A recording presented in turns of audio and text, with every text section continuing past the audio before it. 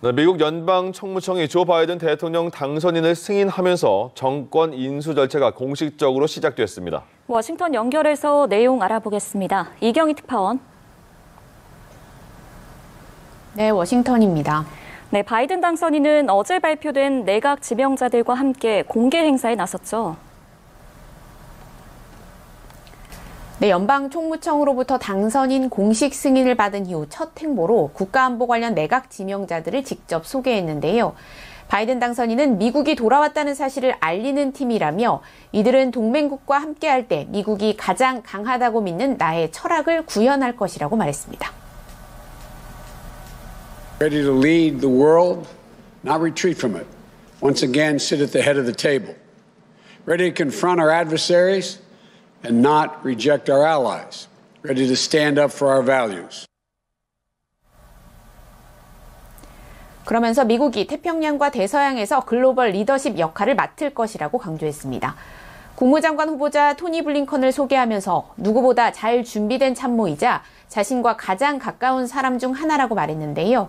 특히 과거 아시아 태평양 동맹 강화에 기여한 점을 언급하면서 그가 국무부의 사기와 신뢰를 재건할 것이라고 말했습니다. 이제 바이든 인수위원회는 풍부한 자금과 인력, 시설 등 정부 자원도 활용할 수 있게 됐는데요. 인수위는 대통령직 인수 준비를 위해 약 630만 달러를 쓸 수 있고 국가안보와 관련한 기밀 정보도 제공받을 수 있습니다. 또 연방기관의 직원, 또 의회위원회 또는 사무실 직원들과 접촉이 가능해졌고 통신과 IT 서비스, 장비에 관한 인프라도 제공받을 수 있습니다.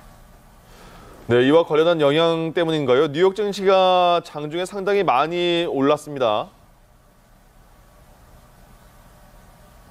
네, 오늘 뉴욕 증시는 정권 인수 불확실성이 해소됨에 따라서 장중에 사상 처음으로 3만 고지를 돌파했습니다.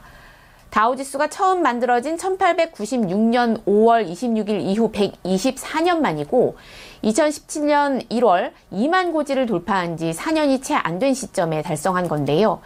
트럼프 행정부가 바이든 대통령 당선인의 정권 인수 절차에 협력하기로 선회하면서 정치적 불확실성이 해소됐고 시장 친화적 인사로 꼽히는 제닛 옐런 전 연방준비제도 의장이 바이든 정부 초대 재무장관으로 낙점됐다는 소식이 긍정적인 영향을 미친 것으로 분석됩니다. 또 화이자, 모더나에 이어 아스트라제네카까지 코로나19 백신 개발이 속속 마무리되고 있다는 소식도 증시를 끌어올리는 데 한몫했다는 평가가 나옵니다. 네, 트럼프 대통령은 정권 인수 작업에는 협조하겠다는 의사를 밝혔지만 여전히 승복은 아니라는 입장인데요. 그런데 퇴임을 대비하는 움직임들이 확인되고 있다고요.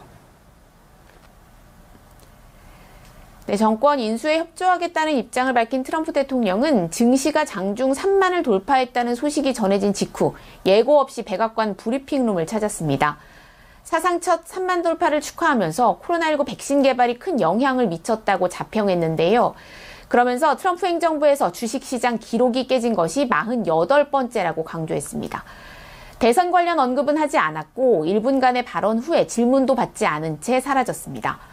트럼프 대통령은 다만 트윗을 통해서는 정권 인수에 협조하는 것과 대선 결과에 승복하는 것은 무관하다며 불복 행보를 이어갈 의지를 밝히고 있는데요.